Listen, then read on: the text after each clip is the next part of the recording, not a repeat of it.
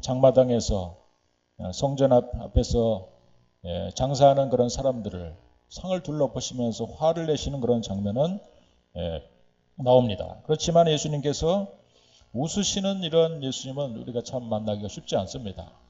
그러나 사실은 그것은 유대인들, 특별히 좀 우리나라 유대 풍습하고 비슷한 그러한 사회 구조 속에서 살고 있는 좀 더 다소 율법주의적인 그런 구조 속에서 살고 있는 유대인들이 사실은 웃는 것을 별로 달가워하지 않았습니다. 여러분 아마도 본 영화 가운데 움베르토 에코의 소설 장미의 이름이라고 하는 그러한 그것이 이제 영화로 만들어져서 션 코너리죠. 주연을 한 장미의 이름이라고 하는 영화를 혹시 보신 분이 계실 텐데 그게 무슨 내용이냐면요. 이 중세 수도원에서 사람이 죽어나가는 것입니다. 그래서 왜 사람이 죽어갈까? 그래서 이 션 코너리가 그 사인을 밝히기 시작합니다. 근데 알고 봤더니요. 이 수도원 안에서 어느 비밀의 방이 있는데 그 비밀의 방에는 여러 고서들이 있었는데 그 가운데는 그 고서 가운데 하나는 바로 아리스토텔레스의 시학 2권인 희극론이 있었습니다. 그러니까 그 책은 웃음의 책이었어요. 희극론이니까. 그런데 이제 이 수도원에 그 나이 많은 그 수도사가 사실은 우리가 진정한 믿음 생활을 하는 것은 좀 진지하고 의로워야 된다. 또 그 진지한 것이 엄숙해야 된다. 그래서 웃게 만드는 이런 책은 금서고 그것을 읽으면은 뭔가 잘못되어지기 때문에 그 책을 읽는 사람을 죽게 만든 것입니다. 여러분 얼마나 어처구니 없는 그런 일입니까? 사실 우리가 교회 생활을 하면서 좀 근엄하고 엄숙한 이런 모습을 가지고 있는 것이 교회 모습이지만 여러분 하나님께서는 오늘 우리들을 웃게 만드시는 기쁨의 하나님인 것을 믿으시기를 축원드리겠습니다. 웃어야 됩니다. 한번 웃어보시기 바랍니다. 김치 이거 그거보다도 개구리 뒷다리 야 자, 한번 웃으시기 바랍니다. 하나님은 오늘 우리를 웃게 만들기 위해 이 자리에 오신 줄로 믿습니다. 왜냐하면 하나님은 기쁨의 하나님이시기 때문에 그렇습니다. 그래서 예수님이 십자가에 달리시는 이것은 고통이셨지만은 예수님은 부활의 영광으로 우리들 가운데 이 부활의 기쁨을 나눠주시기 위한 것입니다. 죽음의 고통을 겪고 나서 부활했다라고 하는 것은 그것은 하나님의 쉽게 말하면은 사단에 대한 큰 웃음인 것입니다. 마귀 사단이 자신이 왕노릇하면서 자신이 생명의 주인 것처럼 사람을 얼마든지 죽게 만들 수 있는 것처럼 그렇게 사단이 왕노릇하고 있었는데 그래서 심지어 하나님의 아들 예수님도 십자가에 죽게 만들었는데 그러나 그 죽음을 하나님의 아들 예수님을 결코 죽일 수 없어 생명이신 하나님께서는 예수님을 사흘 만에 다시 한번 부활시켰어요. 그리고 나서 쉽게 말하면은 사단한테 그야말로 웃음을 비웃음의 웃음을 남기신 것이죠. 봐라, 네가 어찌 우리 인간을 죽일 수 있겠는가? 네가 어떻게 우리 하나님의 택함 받은 자녀들을 어찌 죽음의 골짜기로 끌고 갈 수 있겠는가? 예수 그리스도를 믿는 모든 자마다 멸망치 않고 영생의 기쁜 나라로 내가 데려갈 것이다. 그러면서 죽음의 권세 가진 바로 이 마귀 사단을 향해서 예수님이 웃으신 것입니다. 바로 부활은 큰 웃음인 것이죠. 여러분 오늘 우리들 가운데 이러한 부활의 기쁜 소식을 우리에게 전해주시기 위하여 주님이 찾아오셨습니다.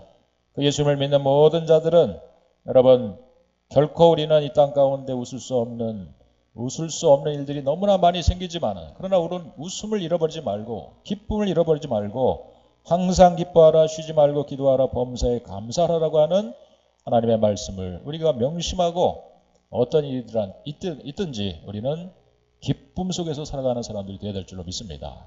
바로 성령의 9가지 열매는 사랑과 그 다음에 뭐죠? 희락. 희락이라고 하는 기쁠 희자하고 또 즐길 낙자입니다. 그러니까 거룩한 기쁨을 우리가 소유하면서 살아가는 삶이 성령의 열매를 맺힌 사람들이에요. 사랑과 희락과 화평과 오래 참음과 자비 양성과 충성과 온유와 절제니 이 같은 것을 금지할 법이 없느니라. 우리의 웃음을, 우리의 기쁨을 누가 막겠습니까? 이것을 금지할 법이 없다라고 했습니다. 어떤 사단이 우리에게 소망을 잃게 만들고 우리를 낙심하게 만들고 우리를 절망하게 만들어 우리의 웃음기를 싹 사라지게 만들 수 있겠지만 우리는 예수 부활인 나의 부활이기 때문에 그 주님을 믿으며 현재의 고난을 이기고 우리는 언젠가는 사단에게 웃음을, 이 하나님이 웃으신 것처럼 우리도 이 마귀 사단을 향해서 썩은 미소를 날릴 수 있는 그날이 오게 될 줄로 믿습니다. 할렐루야, 할렐루야. 바로 하나님께서는 이제 우리들 가운데 말씀하십니다. 예수님은 마태복음 5장 12절에서 기뻐하고 즐거워하라, 하늘에서 너희의 상이 큼이라. 어쩌면은 여러분, 물론 앞에 있는 내용이 그 말을 받고 있지만은 기뻐하고 즐거워하는 삶을 사는 것이 하늘에서 너희의 상이 크다라고 얘기합니다. 그러니까 여러분, 기뻐하지 않고 살아가는 것이 우리에게 상을 잃어버릴 수밖에 없다는 것이죠.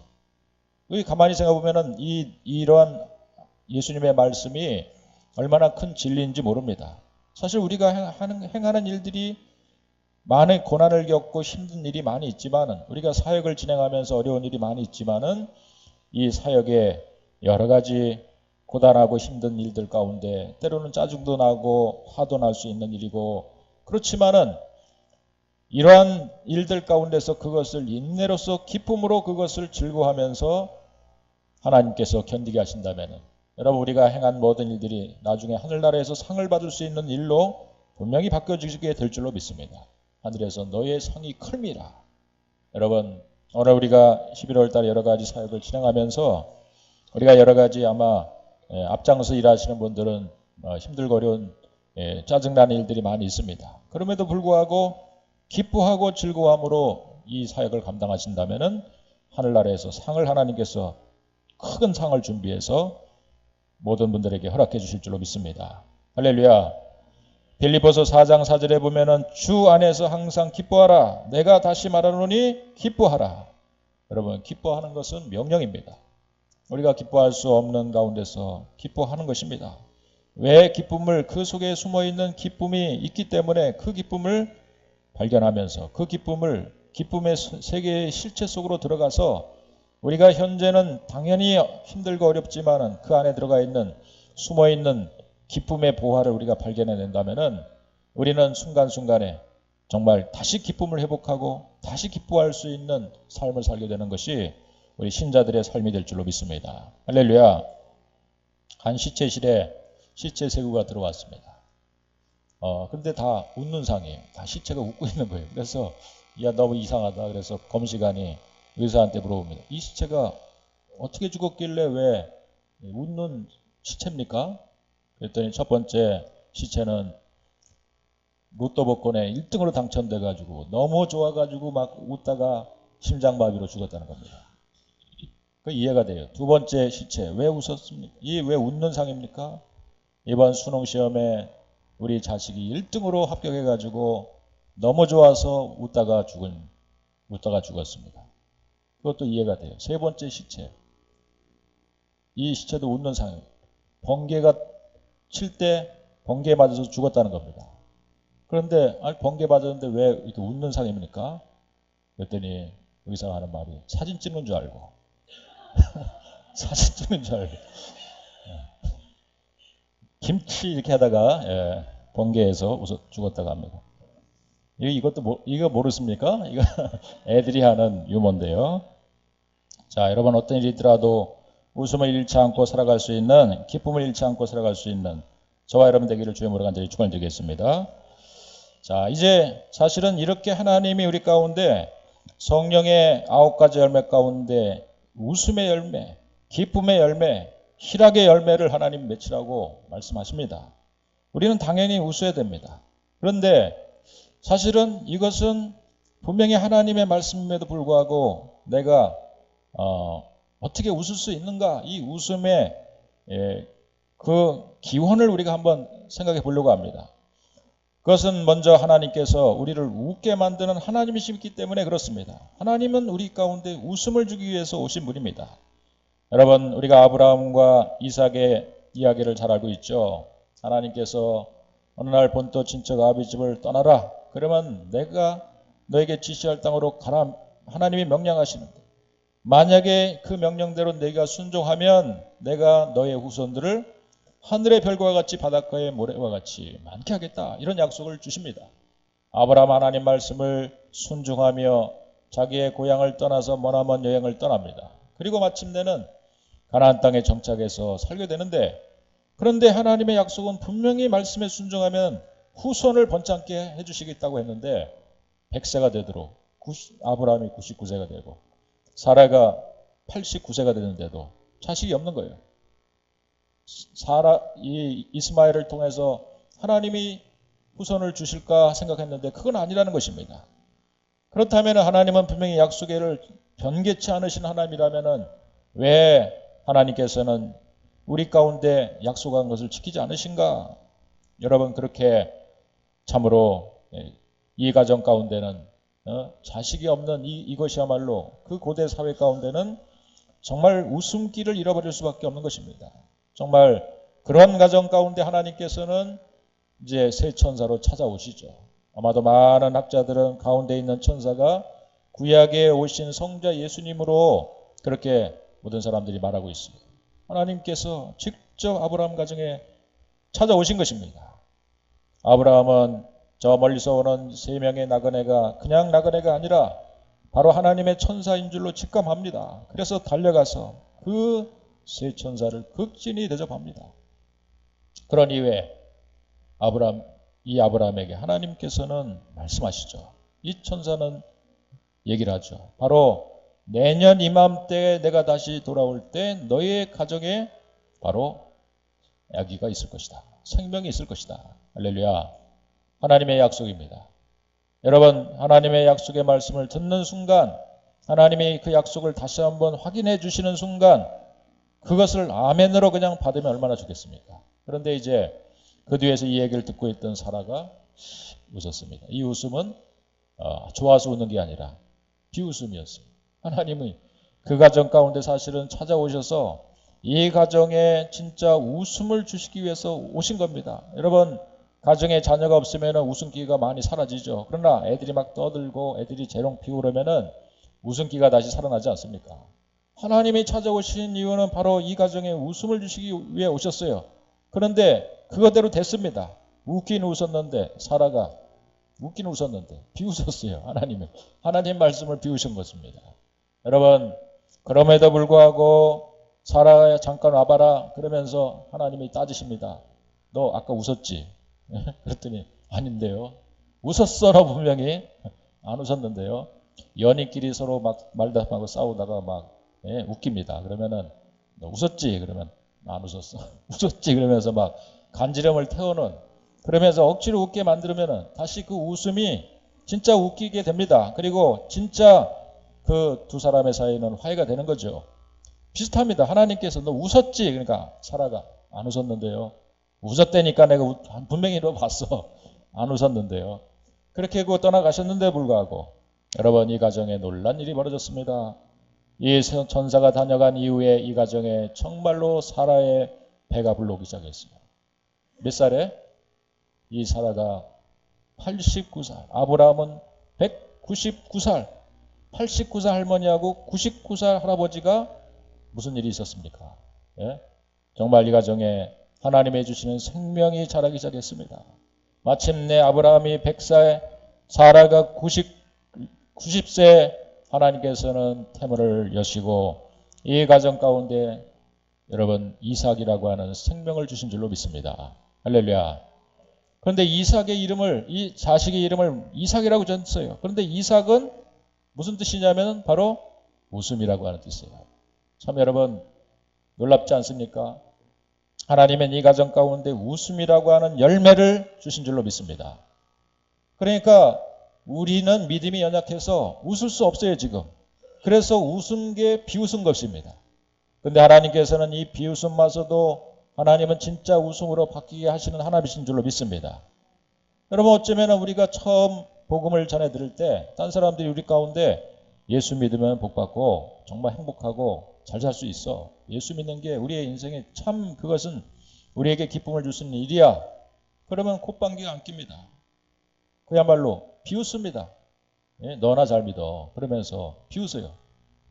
그러나 어떤 순간에 비웃는 그런 사람, 예수님의 십자가 달리셨을 때 비웃었던 그런 사람들, 그런 사람까지도 다 하나님께서는 이미 오래된 주님의 섭리와 계획 속에서 그들을 진짜 웃음의 세계로, 이 기쁨의 세계로 그들을 인도하기 위해서 그들을 택하시고 불러주셔서 어느 순간 그들이 2015년도 우리 푸른계 이 가을 새생명 전도 축제에 이 초대가 돼서 그저 뭐 선물 하나 받기 위해서, 그냥 아이들 재롱 한번 보기 위해서, 또 손에 네일 아트 한번 공짜로 한번 받기 위해서 왔지만은, 그런 여러 가지 이유로 인해서 그들이 예수를 어느 순간에 믿게 되고 교회를 다니면서 예수님을 만나게 되고, 그리고 드디어 그들이 진짜 복음 속으로 들어갑니다.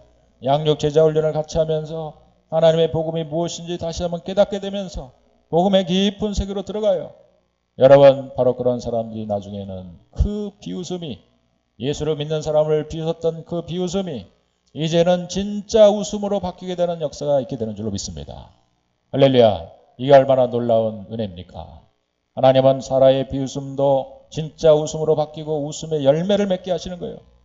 여러분, 지금 우리는 아마도 하나님을 원망하고 비웃을 수 있는 일들이 많이 있습니다. 우리 기도가 무슨 응답된다고요? 아무리 기도해도 응답 안 해주시는데 하나님이 진짜 살아계시는가? 또 우리가 믿음 생활을 해나가면서 우리가 이 교회 안에는 별의별 일들이 많이 생깁니다. 그러니까 오히려 낙심되고 절망되는 일들이 더 많아요. 그러니까 오히려 교회 다니면서 웃음기가 사라진 분들도 많이 있어요. 여러분, 마치 저 예수님 당시에 그 유대 사회처럼 웃음기를 잃어버린 그런 사회, 율법이 지배하고 있는 그런 사회, 정치적으로는 로마가 그 시대를 지배하고 있는 사회, 가난이 그 시대를 지배하고 있는 시대 가운데 사람들은 웃음기를 싹 사라지게 만들었어요. 그러나 하나님께서는 이제 저 요셉과 마리아의 가정 가운데 천사로 찾아오십니다. 그리고 말씀하시는데, 천사가 이르되, 누가복음 2장 10절에 보면은 천사가 이르되 무서워 말라, 보라 내가 온 백성에게 미칠 큰 기쁨의 소식을 너희들에게 전하노라. 할렐루야. 천사가 큰 기쁨의 소식을 너희들에게 전하노라. 여러분, 그것을 받기에 너무나 이 마리아와 요셉은 자기는 결혼도 하지 않았고 결혼도 하지 않았는데 임신됐다라고 하면 그거는 그야말로, 이거는 사람들이, 가족들이 즐거워서 웃어주는 게 아니라 돌을 던질 판입니다. 과연 이것을 어떻게 받아들여야 되는가? 웃음기를 잃어버릴 수밖에 없는 바로 이 요셉의 가정이었어요. 그 시대 사람들의 모습, 사람들의 삶이었어요. 웃음이 없는 시대를 살고 있었던 시대였습니다. 웃을 수 있는 일이 아무것도 없는 거예요. 그러나 하나님은 복음을 선포하십니다. 복음은 바로 큰 기쁨의 좋은 소식이 복음이라고 하는 뜻입니다. 웃음기를 잃어버린 너희들에게 내가 웃을 수 있는 일들을 만들어 주겠다 하면서 큰 기쁨의 좋은 소식을 전하는데, 그분이 바로 이 땅의 육신의 몸으로 이 땅에 오신 예수님이신 줄로 믿습니다. 할렐루야. 그러니까 예수님은 바로 한마디 말하면 복음이에요. 예수님이 이 땅에 오신 것, 육신의 몸을 입고 오신 것이 복음이에요. 예수님이 행하신 모든 일들이 복음이에요. 예수님께서는 그 당시에 가난한 사람들을 향해서 잠 오병이의 기적을 일으키셔서 떡 5덩이 물고기 2마리를 가지고 5,000명을 먹이기도 남는 그런 기적을 일으키시면서 가난한 자를 배불리게 만드셨습니다. 참으로 영적으로 혼돈된 시대 가운데 살면서 예수님께서는 그 원흉인 마귀 사단의 권세를 멸하시면서 예수님께서는 그들에게 진정한 기쁨과 자유를 허락해 주신 겁니다. 특별히 그 당시에 바리새인들과 수많은 율법학자들이, 그 당시에 종교적인 그런 대제사장들이 권세를 가지고 그 시대의 율법으로 사람들의 심령을 꽉 붙들고 있었던 것입니다. 율법으로 조금만 잘못해도 바로 돌에 맞아 죽는 거예요. 얼마나 여러분, 하나님의 말씀이 우리 가운데 자유를 주시기 위해서 주셨는데 말씀이 사람들을 억압하고 오히려 그것이 우리 가운데 더 큰 법이 돼서 우리를 옥죄게 만들고 있는지 몰라요. 바로 그런 시대가 예수님 당시의 시대였던 거예요. 그러나 진리는 너에게 자유를 주노니, 예수님은 바로 진리십니다. 내가 곧 길이요 진리요 생명이라고 말씀하셨어요. 예수님은 바로 그 시대에 억압되어 있는 율법에 눌려있는 모든 자들에게 자유를 선언하셨다는 사실입니다. 할렐루야. 그들에게 기쁨의 해방을 주셨다는 사실입니다. 할렐루야. 예수님이 바로 복음으로 이 땅에 오신 거예요. 그러니까 여러분, 당연히 우리는 예수님을 믿으면 우리는 잃어버렸던 기쁨을 되찾는 사람들이 되어야 됩니다. 우리가 예수를 믿기 전에는 나름대로 이 기쁨을 찾아보려고 많이 애썼죠. 뭔가 즐겁고 재미난 일들을 찾아보려고 애썼죠. 여러 가지 취미생활을 하면서 뭔가 재미를 한번 느껴보려고 했어요. 또 때로는 남자들은 술을 마시면서 뭔가 이 마음의 허탈함을, 마음의 이 불안함을 이 술을 마시면서 해결해 보려고 노력했어요. 그러나 그것은 우리 가운데 진정한 기쁨을 주지 못했어요. 그러나 여러분, 복음은 우리 가운데 진정한 기쁨과 진정한 복락을, 진정한 이 행복을 우리 가운데 주시기 위해서 예수님께서 우리를 찾아오시고 여러분 그 기쁨의 좋은 소식을 우리들 가운데 전해주신 것입니다. 그 예수 그리스도를 영접하고 믿고 그 예수님을 내 마음에 모신 모든 사람들은 우리 안에 참으로 놀라운 기쁨의 좋은 소식들이 우리 가운데 번졌어. 행복의 바이러스가 우리 속에서 번져나가면서 우리 속에 뭔가 내면에 말할 수 없는 뭔가 기쁨이 우리 속에 계속해서 번져나가면서 여러분 항상 기뻐요. 쉬지 말고 기도하는, 범사에 감사하는, 그래서 뭔가 웬일인지 그냥 좋아서 그냥 희죽희죽 웃고 다니는, 뭔가 좀 저 사람이 좀 이상해져, 교회 다니던 사람이 좀 변했어, 뭔가 좀 제정신이 아니야, 뭐 이런 소리를 들을 만큼 항상 기뻐하는 모습으로 삶이 변하게 된 줄로 믿습니다. 할렐루야. 당연히 그렇게 돼야 되는 거예요. 바로 복음이라고 하는 것은 기쁨 소식이기 때문에, 복음이 바로 예수님이 내 안에 계시다면은 우리는 바로 그런 거룩한 기쁨이 우리 속에서 당연히 솟아날 수밖에 없다는 사실입니다. 할렐루야. 기쁨의 좋은 소식을 전해드리는 사람이라면 옆 사람에 다시 한번 쏙소를 한번 오늘 다시 한번 두 번째 미소를 한번 날려주세요. 뒤에 사람도 한번 쳐다보시면서, 제가 진짜 복음을 가진 사람입니까? 자, 그런데 이제 왜 우리가 복음을 우리 안에 간직하게 되면은 그것이 이제 우리 가운데 기쁨이라고 하는 열매를 맺을 수밖에 없는 것인가? 여러분, 그것은 예수님의 비유를 통해서 우리가 충분히 이해할 수가 있는 것입니다. 예수님은 많은 비유를 말씀을 하셨지만은 그 가운데 어떤 비유를 하셨냐면은 예수님께서는 바로 밭에 감추인 보화의 비유를 말씀하세요. 자, 이것이 우리에게 기쁨의 근원인 것을 이제 알 수가 있습니다. 어느 이제 소작인이 자기는 이제 가난해서 밭을 가지고 있지 않은 사람이에요. 남이 밑에 가가지고 밭농사를 져주고 거기에 나오는 소출을 어느 정도 한 해에 한 번씩 해서 간신히 먹고 사는 이런 소작인이 있었는데, 어느 날 이제 밭에 가가지고 땅을 파다 보니까 쨍그렁하고 이상한 소리가 나는 겁니다. 그래서 이상해가지고 땅을 파봤더니 그 안에 항아리가 들어있는데, 그 항아리를 뚜껑을 열어봤더니 그 안에 금은 보화가 가득하게 든 항아리가 파묻혀 있는 거예요. 그게 하나가 아니에요. 그 땅에 그냥 가득 있는 것입니다. 사실은 그 땅은요, 이스라엘 땅은 우리나라 이 한반도처럼 수많은 이 지정학적인 이유로 인해서 저 대륙에서의 침범과 일본의 일제의 침범과 약탈과 수탈을 당하는 그러한 지정학적인 그러한 위치에 있는 것이 이스라엘 땅입니다. 그러다 보니까 과거에 어느 시대인지 모르지만 과거에 아주 큰 부자가 갑자기 나라가 멸망하는 그런 큰 전쟁의 위기 가운데 자기의 가지고 있었던 금은 보화를 다 땅을 파고 그 속에 항아리 속에다 숨겨놓은 거예요. 그걸 이만큼 두께로 그냥 묻어놨는데 그걸 모르고 수백 년, 어쩌면 수천 년이 지날 수도 있어요. 그러니까 그 주인은 사실 누군지도 몰라요. 물론 지금의 법으로 그게 주인이 누군지는 아마 그거를 따져볼 수도 있겠지만은, 하여튼 예수님 당시에 예수님이 비유로 말씀하시는 것은 그 당시에 있을 범직한 혹은 있었던 사건을 두고 예수님이 주로 비유 말씀을 많이 하셨거든요.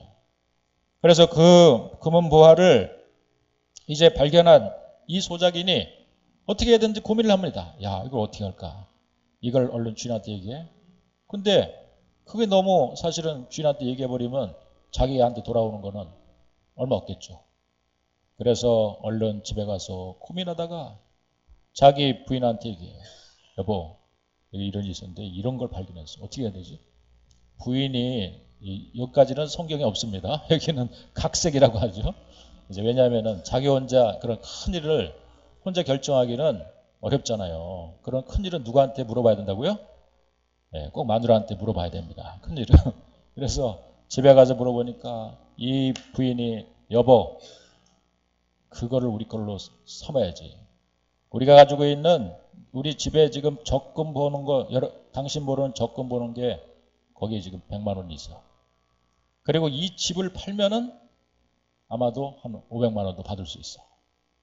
그래서 전 재산을 긁어모으면은 1000만 원이 될 텐데 그 땅을 다 살 필요는 없잖아. 그 땅에 묻혀 있는 그 금은 보화가 들어있는 그 땅만 사면 되는 거야. 그거 한 20평만 사면 되는 거 아니야? 그래가지고 주인한테 찾아가서 주인어른, 우리가 지금까지 소장으로 있었지만은 당신의 구탱에 있는 저 구탱에 있는 아주 돌짝밭 같은 그 땅을 제가 사고 싶습니다. 그랬더니 주인이 그래? 그거 쓸모없는 땅 그거 뭐하러 살라고? 예, 제가 꼭 내 땅을 한번 가지는 게 평생 소원이라서요. 지금 전 재산이 1000만 원 있는데 이거 드릴 테니까 주십시오. 주인이 사실 쾌재를 부릅니다. 왜냐하면 그 땅은 500만 원밖에 안 되거든요. 1000만 원 준다니까 얼른 팔았습니다.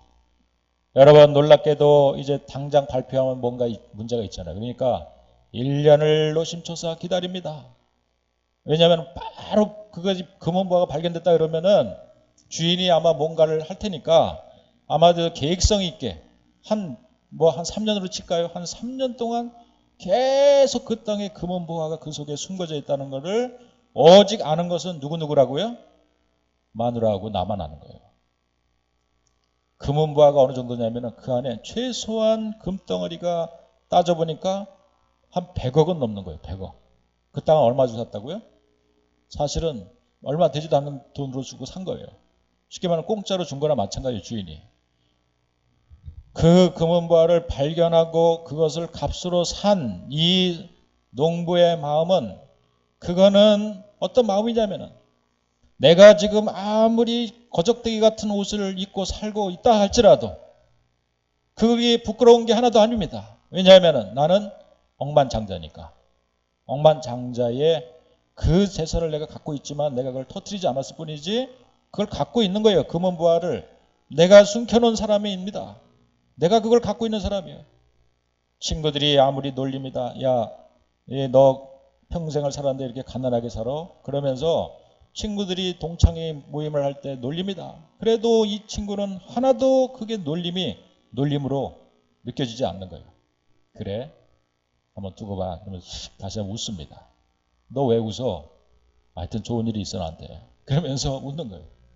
이 친구는 아무리 어려운 일이 생겨도 갑자기 막 돈이 다 떨어져가지고 애들 일반 수능 시험에 합격해가지고 대학 등록금을 당장 내야 되는데도 이상하게 걱정하지 않고 대출 받아가지고 그냥 내버리고 돈이 없는데도 또 이 사람이 즐거운 미소를 짓고 사는 거예요.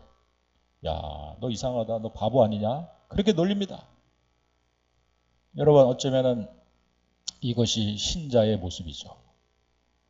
여러분 이미 우리 안에는 백만장자가 아니라 억만장자의 그런 금은보화 같은 복음이 영원한 생명을 우리가 누릴 수 있는 이 땅에 죽지만은 영원한 생명으로 우리를 인도할 수 있는 천국의 티켓을 하나님께서 이미 우리들 가운데 허락해 준 사람들이 아니겠습니까?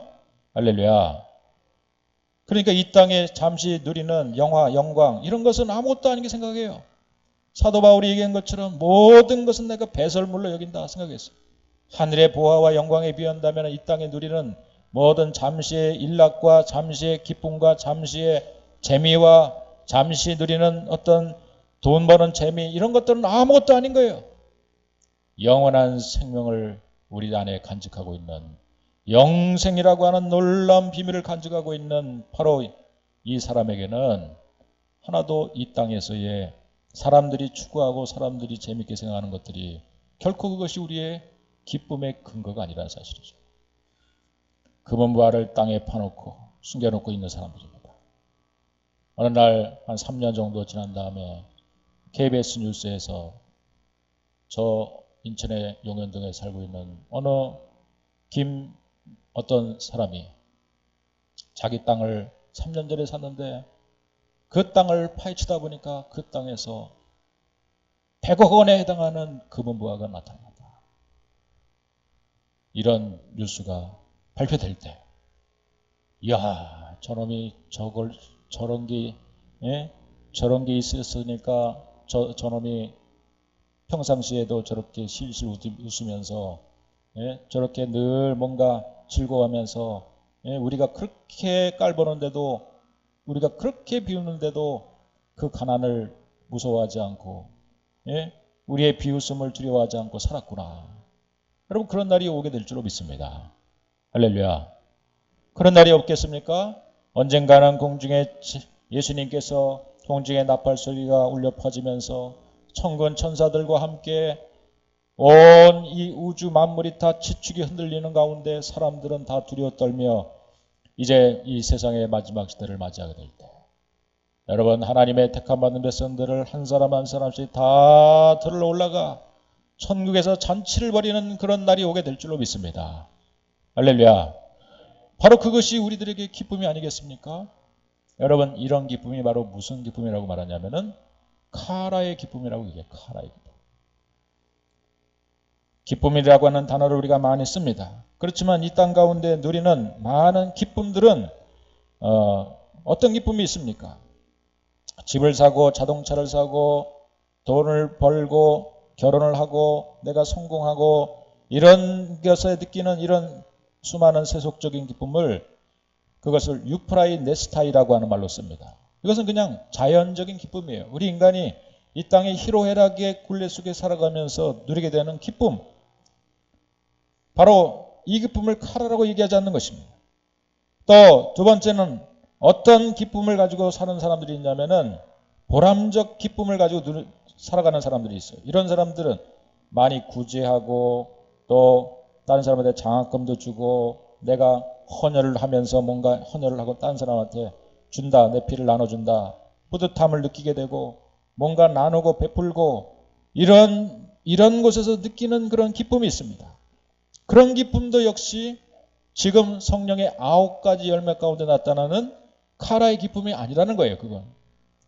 그거는 그런 열매를 하나님께서 기대하지 않는 거예요.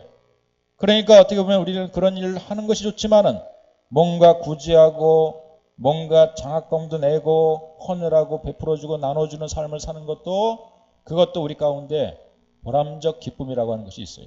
그런 기쁨 속에서 봉사도 하는 겁니다. 그런데 그게 지금 성경에 말씀하시는 성령의 9가지 열매 가운데 희락의 기쁨이 아니라는 사실, 희락이 아니라는 사실이에요.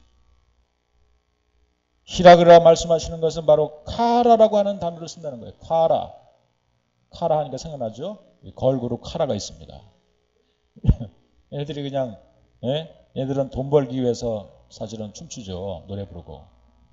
근데 카라라고 이름을 지은 소속사가 아주 대단히 영적인 소속사 사장인 것 같아요. 누군지 몰라도. 카라, 거룩한 기쁨입니다. 이 기쁨은 이 성령의 9가지 열매 가운데 맺혀지는 이 기쁨은 카라의 기쁨이라는 것입니다.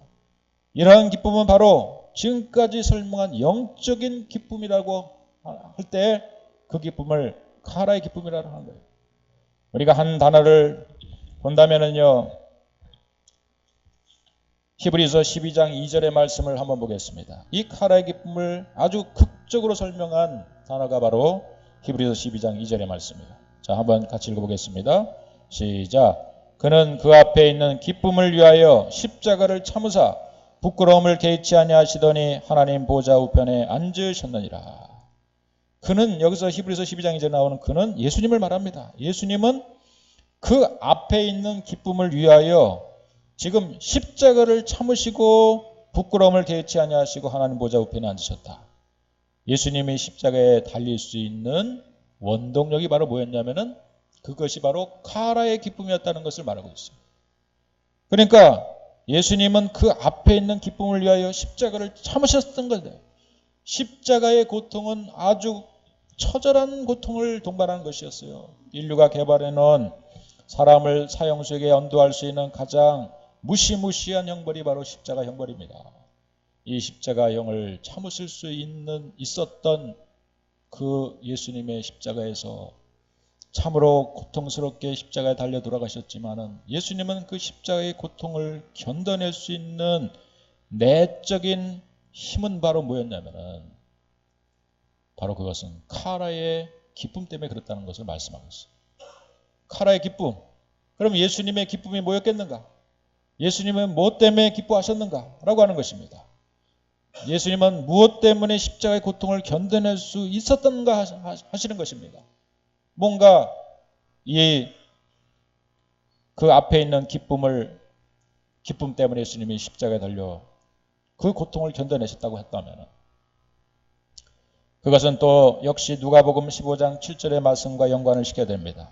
예수님께서는 바로 이 누가복음 15장에는 일명 예수님의 비유 가운데 잃어버린 양의 비유, 잃어버린 드라크마에 대한 비유, 잃어버린 아들에 대한 비유의 말씀을 해주고 계시죠. 누가복음 15장 7절의 말씀을 한번 읽어보겠습니다. 이와 같이 15장 7절입니다. 시작. 이와 같이 죄인 한 사람이 회개하면 하늘에서는 회개할 것 없는 의인 아홉으로 말미암아 기뻐하는 것보다 더하리라. 바로 이 카라의 기쁨을 누가복음 15장 말씀과 결부질 수 있어요. 여러분, 이 누가복음 15장에서 예수님은 한 마리 잃어버린 양이 있습니다. 91마리를 우리에 가둬두고 한 마리 양을 찾고 또 찾는 목자의 비유를 설명하시고 계십니다. 그리고 마침내 그것을 찾아서 그것을 끌어안고 목에다 걸고 집으로 돌아옵니다. 그리고 그 다음 장면에 보면은 동네 사람들을 다 초청해가지고 잔치를 벌이면서 내가 잃어버린 양 한 마리를 찾았다 하면서 잔치를 벌여요. 근데 좀 이상하지 않습니까? 양 한 마리 값이 따지고 보면은 아마 요즘 이제 양고기도 우리 한국에서 팔고 그러는데 제가 보기에는 한 돈 10만 원 정도면은 어린 양 한 마리는 잃어버린 양 한 마리는 비싸야 한 20만 원 정도면 살 수 있지 않을까. 동네 사람들을 초청해가지고요 잔치를 벌이는 잔치 비용은 100만 원은 들어야 됩니다, 여러분. 동네 사람 100명만 와서 10,000원짜리 음식 만들어가지고 먹으면은 100만 원 들어요. 도무지 여러분 이것은 어떤 계산으로 되지 않는데 왜 그런 일을 했는가? 또 잃어버린 드라크마의 비유를 합니다. 이 유대인들이 결혼식을 하면은 동전 같은 이러한 그 머리 장식을 하게 돼요. 주렁주렁 매달립니다. 실제로 그것이 금화일 수도 있고 은화일 수도 있어요. 부자들은 금화를 머리에 달게 합니다. 그런데 그것이 드라크마인데 어쩌다가 이 결혼을 앞두고 있는 이 약혼한 여인이 남편으로부터 바로 이 징조와도 같은 사랑의 징조와도 같은 머리에 장식인 드라크마를 떨어뜨려가지고 땡그렁 하고 굴러가가지고 어느 구석에 처박히면요. 그거를 찾는 것이 쉽지 않습니다. 유대인의 가정에 들어가면은 창문은 요만하고요. 햇빛도 들어오지 잘 않습니다. 그러니까 그 한 드라크마를 찾기 위해서 온 집안을 다 들쑤셔야만 되는 거예요. 그런데 그걸 안 찾으면 큰일 나는 겁니다. 사랑의 징표를 잃어버리기 때문에. 드라크마 하나를 다시 찾게 되면은 야 여기 있다. 누가 찾았냐면 엄마가 찾았어요. 눈 나쁜 엄마. 야 여기 있다. 찾았습니다. 이거 잃어버렸으면 우리 파혼이다 파혼. 그런데 다시 찾았으니까 이게 얼마나 좋은 일이냐. 그러면서 마을 사람을 다시 초대해가지고 또 뭐 한다고요? 또 잔치해요. 돈 얼마 들었다고요? 드라크마 하나는 10,000원이면 삽니다. 동전 하나. 그런데 잔치 벌이면 얼마라고요? 100만 원 들어요. 그러나 100만 원 들여서 또 잔치 벌여가지고 잃어버린 드라크마를 찾은 기쁨을 함께 나누는 거예요. 마지막 비유가 뭡니까? 여러분 아들이 둘이 있는데 둘째 아들이 이게 방랑벽이 있어서 나가서 동네에 돌아다니면서 아버지 재산을 가지고 탕진하며 허랑방탕하게 씁니다. 그런데 그놈의 자식이 언젠가는 깨닫고 역시 집 나가면 무슨 고생? 개고생이야. 이걸 깨닫습니다. 그래가지고 집에 돌아옵니다. 야, 집에 돌아올 때 이제는 죽었다. 우리 아버지가 나하고 이제 다시 자식으로 생각도 안 하겠지. 재산도 다 까먹고 이제 남은 건 아무것도 없는데 나 집에 가면 종이나 돼야지. 그러면서 돌아가는데 동거 밖에서 노란 리본이 수백 개 걸려 있는 거예요. 자식이 돌아오기를 기다리면서 노란 리본을 거는 얘기는 그거는 동화에는 나오는 겁니다. 진짜는 아닙니다. 그만 맞고 환영했다는 거예요. 동거 밖에 그냥 아들이 돌아온다는 소식을 듣고 동거 밖까지 아버지가 나와가지고 집 나간 둘째 아들을 끌어안고 집에 들어가서 잔치를 베풉니다. 동네 사람 다시 초청하죠. 그 동네 사람. 잔치 비용 얼마 들었다고요? 이번에는 200만 원 들었어요. 좀 많이 들었어요. 엄청나게. 너무 이 사람이니까. 아까는 드라크마였고 아까는 또 그저 뭐 양 한 마리였지만은 이번에 사람이니까 자기 자식이니까 돌아온 자식을 기뻐하면서 잔치를 벌입니다. 여러분 이 비유를 하시면서 하시는 말씀이 다시 누가복음 이제 15장 32절로 가서 한번 띄워주세요. 누가복음 15장 32절 시작. 이내 동생은 죽었다가 살았으며 내가 잃었다가 얻었기로 우리가 즐거워하고 기뻐하는 것이 마땅하다 하니라. 할렐루야. 여러분 뭐가 카라의 기쁨이었습니까? 이 카라의 기쁨은 결국 잃어버린 자가 다시 돌아오는 것이 기쁨이었습니다. 여러분 우리가 이 신앙생활 하면서 진짜 기쁨의 신앙생활을 할 수 있는 방법은 딴 게 있는 것이 아닙니다. 그건 여러분 예수님의 기쁨에 우리가 동참하는 거예요. 예수님이 비유 말씀을 3가지나 거듭해서 말씀하시면서 우리가 진짜 기뻐하며 살 수 있는 비결이 무엇인지, 이 땅에 진정한 카라의 기쁨을 누리며 살 수 있는 비결이 무엇인지 예수님께서는 설명하신 겁니다. 3가지 비유가 바로 그 비유인 거예요. 누가 기뻐하는 겁니까? 근데 잃어버린 둘째 아들이 돌아오는 비유 속에서는 큰아들은 못마땅하게 생각해요. 아버지가 저 재산도 까먹고 집 나간 동생, 저 말썽 많은 동생, 저를 위해서는 그냥 잔치 베풀고 막 해주고 나한테는 하나도 나눠준 것이 없고, 그러면서 큰아들은 아주 삐져 있어요. 그런데 여러분 그게 바로 누구의 모습입니까?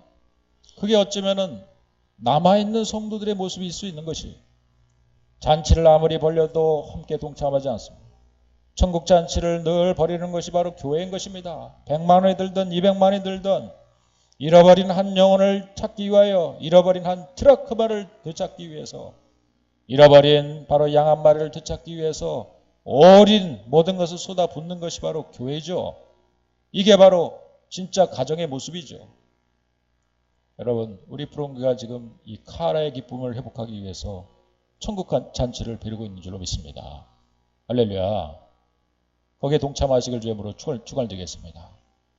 그래서 내가 직접 이제 카라의 기쁨에 동참하는 겁니다. 그래서 나도 태신자 작정을 할 때 아무리 생각해도 별로 그저 생각나는 사람이 없어. 10년 동안 우리가 태신자 작정하라 그랬는데 10년 지나니까 아는 사람은 다 교회 다니는 사람이고, 아는 사람은 여기 있는 사람들이고, 나머지는 아무리 생각해도 태신자가 없는 거예요. 그런데 요즘 보면은 우리가 이제 토요일 날 그냥 나가서 우리가 푸토즈를 하면서 그냥 지나가는 사람한테 들어와가지고 차 한잔 하시고 들어와서 네일 아트 하세요 그러면은 모르는 사람이 막 들어온대요. 요즘 모르는 사람이 네일 아트에 속아서. 네일 아트가 이거 비쌉니다 여러분. 우리 집사람이 해주는 거지만 이거 비싼 겁니다 여러분. 그거를 그냥 공짜로 해준다니까 사람이 어찌됐건 불신자가 교회에 들어와가지고 몇 시간이라도 앉아있다가 복음의 소리를 듣고 돌아가는 겁니다. 여러분 이것이 기적이 아니겠습니까? 할렐루야. 이런 일에 함께 동참하면서 거기에 누리게 되는 기쁨이 카라의 기쁨인 거예요. 주일학교 교사를 하면서 여러분 한 영혼의 중요성을 알죠. 아이들이 길에서 만나서 내일 내 갈게요 선생님 그랬다가 아침에 되면은 우리 아빠하고 오늘 놀러 갈 거예요 그러면서 아이들이 오지 않을 때 그 마음이 가장 섭섭한 거예요. 그런데 뜻밖의 아이가 그냥 온 겁니다. 아이가 아빠하고 놀러 가려다가 그래도 선생님이 나하고 약속했기 때문에, 선생님 교회 가기로 약속했기 때문에 내가 나 혼자 빠져가지고 동생만 보내고 나만 왔어요. 그러면서 걔가 다시 예배에 참석했을 때 그때 누리는 이 선생님의 기쁨은 카라의 기쁨인 줄로 믿습니다. 할렐루야. 이게 카라의 기쁨인 거예요. 하나님께서 은혜를 주셔서 목사는 그런 카라의 기쁨을 평생 누리도록 하신 것 같아요. 다른 재미가 없어요. 사실은 목사에게는 다른 재미는 없습니다. 그냥 교회가 개척교회였지만은 잃어버린 영혼들이 어느 순간 찾아와서 교회가 상가교회에서 사람이 많아서 또 이 자리를 오게 되고 이 자리를 차고 넘치는 사람들이 또 찾아와서 부흥하게 되고 이게 여러분 예수님의 기쁨이 아니겠습니까? 이게 목사의 즐거움만 기쁨만 돼서는 되겠습니까? 여러분 우리는 잃어버린 탕자에 비유해서 마다들처럼 그냥 뭔가 뚱한 거예요. 그냥 둘째 아들이 오건 말건 뭐 돌아오건 말건 교회에서 무슨 일을 하건 말건 아무 상관이 없다면은 이게 어떻게 여러분이 카라의 기쁨을 누리는 사람이 되겠습니까? 예수님께서 십자가에 달려 돌아가시는 것은 그 앞에 있는 기쁨을 위하여 십자가를 담당하신 거예요.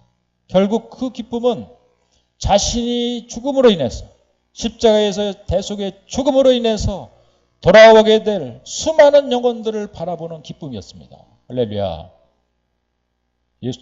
예수님이 십자가에 달려 돌아가신 것은 바로 나의 죽음으로 인해서 하나님이 예정하시는 수많은 문영혼들이 돌아와 의인이 되는 돌아와 하나님의 백성이 되는 이것을 바라보면서 오고 오는 수많은 영혼들이 바로 구원을 받고 돌아오게 될 바로 그것을 예수님은 바라보시면서 십자가의 고통을 견뎌낼 수 있었다는 사실이죠.